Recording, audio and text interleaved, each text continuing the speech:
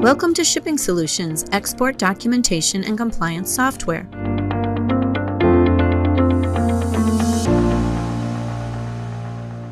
If your item is considered a dangerous good by either the International Air Transport Association or the International Maritime Organization, you can prepare the proper documents for your shipment using Shipping Solutions.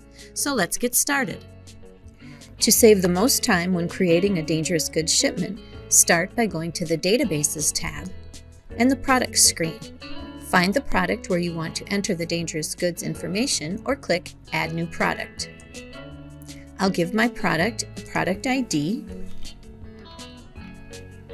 and a description, and then I'll click the Dangerous Goods tab. The screen is divided into IATA and IMO sections. In the IATA section, click the Lookup DG button to open the IATA database of dangerous goods. You can search by UN number or proper shipping name. I'll look by UN number, and then choose the proper description for your item, and click Select. The UN number, proper shipping name, classification, and packing group will fill in on the Dangerous Goods tab. Type directly in the type of packing box or click the Builder button for help in entering your packing information. So I'm going to choose fiberboard box. I can enter the value and the unit and then choose the plus sign to add it to the statement. Use the degree button to add that symbol to a flashpoint if needed. Click OK to return to the Dangerous Goods screen. If your DG item requires a technical name following the proper shipping name, enter it here. Do not include the required parentheses because Shipping Solutions will automatically add them. Although the list of dangerous goods for IMO is slightly different than IATA, a button is provided to copy the IATA information to the IMO section. You may need to edit the data if it is different for IMO than for IATA. Use the additional description box to enter any information that you want to follow the packing group, such as limited quantity.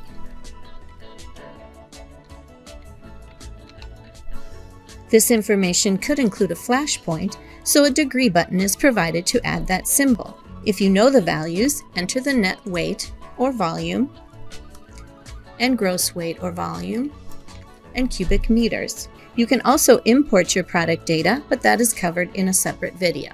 If you have products that include DG items that are not listed separately on your commercial invoice, you can list them as subproducts. For example, a car battery needs to be listed on the Dangerous Goods document, but may not be listed separately on your invoice. To add a subproduct to an item, first enter the subproduct as a product in the product database.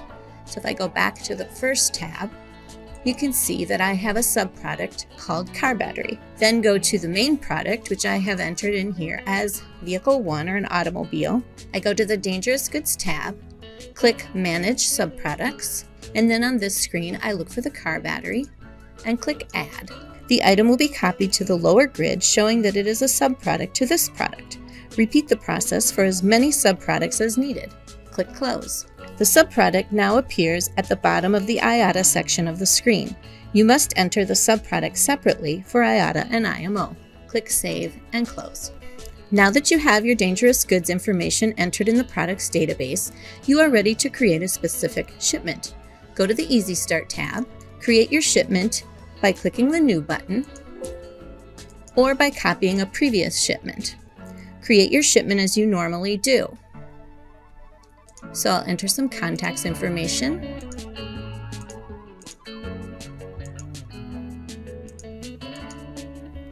And then I'll add some products. So I click Add from Database.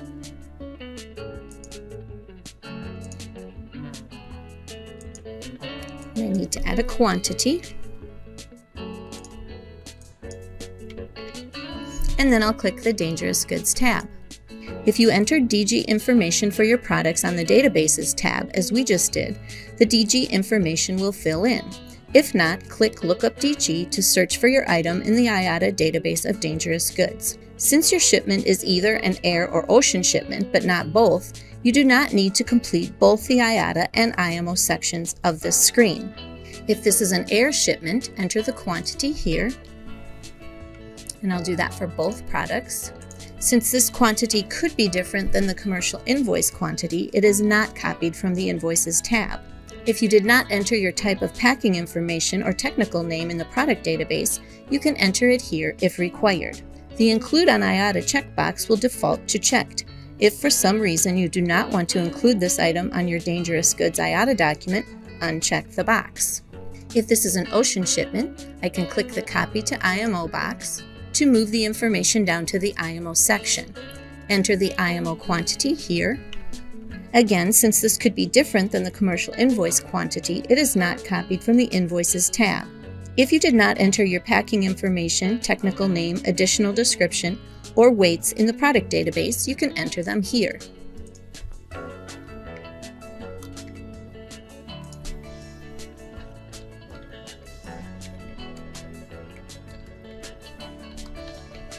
The Include on IMO checkbox will default to checked. If for some reason you do not want to include this item on your dangerous goods IMO document, uncheck the box. Save and close this screen. Now click the plus sign next to dangerous goods. If you are shipping via air, click the dangerous goods IATA screen, and if you are shipping via ocean, truck, or rail, click the dangerous goods IMO screen. First, we'll look at the IATA screen. Complete the fields in the top section of the screen, including a 24-hour phone number, which is required to be monitored at all times while hazardous material is in transport, and a checkbox to indicate if the shipment contains radioactive material. If you need to add additional handling information, you can choose a saved phrase from the drop-down list, or just type it in the box. Your dangerous goods items will be listed here and will include products from the Easy Start product details screen, along with any sub-products. Reorder the items by clicking in the first column, and right-click to edit or add an item. And now we are on the IATA product details screen. This screen first shows you information from the IATA database of dangerous goods, including the packing instructions and maximum net quantity per package for limited quantities, passenger and cargo planes only. Special provisions from the IATA database of dangerous goods are also displayed. If you have already stored your DG information in the products database, it will automatically populate on this screen when you add the product to your shipment. If you are adding a new item, click Lookup DG to search for your item in the IATA database of dangerous goods. If any of the basic information is missing, you can fill it in here. In addition, there are 2 additional boxes because some DG items require words in front of or following the proper shipping name, and those words can be entered in the PSN qualifying prefix and qualifying suffix boxes. For example, waste must precede your proper shipping name if the item is being transported for disposal, and the word stabilized must follow the proper shipping name if the item must be stabilized for transport. There are many other possible prefixes and suffixes. Packing instructions can be taken from the information at the top of the screen, and you can enter any needed authorization codes. Save and close this screen. There are 2 ways to display your items on the IATA documents. The first is in columns as shown in the grid on the IATA screen. The second is with double slashes between the fields with no columns shown. To get an idea of how your items will look in the non-columnar format, click the Format Computerized button. To return to the column view, click Format Manual. If you have unchecked the Include on IATA box for some of your items, you can display all items by checking the Show Excluded box. This may be helpful in locating items that have been entered but seem to be missing. For air shipments, you are now ready to print the documents, but before we look at the list of documents, let's complete the IMO screen as if this were an ocean shipment. Complete the fields in the top and bottom sections of the screen, including additional handling that can be selected from the drop-down list, and the 24-hour phone number. Your dangerous goods items will be listed in the grid and will include products from the Easy Start product details screen, along with any sub-products. Reorder the items by clicking in the first column and entering a new position for that item. Right-click to edit or add an item, which will take you to the IMO product details screen. If you have already entered your DG information, it will automatically populate on this screen when you add the product to your shipment. If not, click Lookup DG to search for your item in the IATA database of dangerous goods. The list of dangerous goods is slightly different for IMO than it is for IATA, so you may need to edit these for IMO shipments. If any of the information is missing, you can fill it in on this screen. Click Save and Close to return to the IMO screen. If you have unchecked the Include on IMO box for some of your items, you can display all items by checking the Show Excluded box. This may be helpful in locating items that have been entered but seem to be missing. Save and close. You are now ready to print the documents needed for your dangerous goods shipment. On the Easy Start tab, click the Preview Print Email button. I have narrowed my document list to just show the dangerous goods documents. The IMO is available as a full document or with just the data that can be printed on a pre-printed form. Let's look at the full document.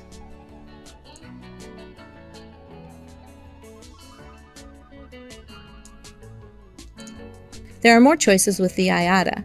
First, it can be printed in the format with columns or without columns and just slashes dividing the data. Then it can be printed as a full document, data only that can be printed on a pre-printed form, or with everything except the red border.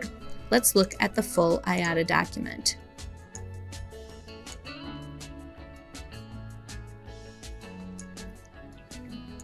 Some customizations can be made to the dangerous goods documents.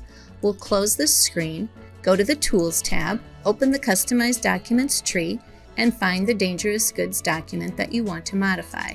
On the IMO screen, you can choose whether to display the net weight or cubic meters, and on most of the documents, you can modify the field labels. Proper training is required under federal and state regulations to handle dangerous goods and hazardous materials. All persons and entities must comply with all federal regulations. Intermart provides these instructions to assist properly trained shippers. The materials provided by Shipping Solutions in no way alter, satisfy, or influence any federal or state requirements. For more information, give us a call at 888-890-7447 or visit our website, shippingsolutions.com. Thank you for watching.